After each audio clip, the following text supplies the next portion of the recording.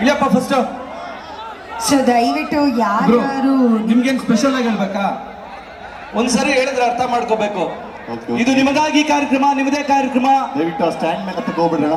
ನಮ್ಮ ನಿಮ್ಮೆಲ್ಲರ ಜನಪ್ರಿಯ ನಾಯಕರು, ಜನನಾಯಕರು, ಯುವ ನಾಯಕರು, ಬಡವರ ಬಂಧು, ದೀನದಲಿತರ ಆಶಾಕಿರಣ, ನಮ್ಮ ನಿಮ್ಮೆಲ್ಲರ ಜನಪ್ರಿಯ ಶಾಸಕರು, ನಮ್ಮ ಸಮೃದ್ಧಿ ಇದುವರೆಗೂ ಹುಟ್ಟಿಲ್ಲ ಭೂಮಿ ಮೇಲೆ ಅಂತ ನಾನು ತುಂಬಾ ಧೈರ್ಯವಾಗಿ ಹೇಳಬಲ್ಲೆ. ಇದಕ್ಕಿಂತ ಹೆಚ್ಚೇನೂ ಇಲ್ಲ. ಆದ್ರೆ ನರೇಂದ್ರ ಮೋದಿ ಅವ್ರ ಮೇಲೆ ಇಷ್ಟು ಯಾಕ್ರಿ ಪ್ರೀತಿ?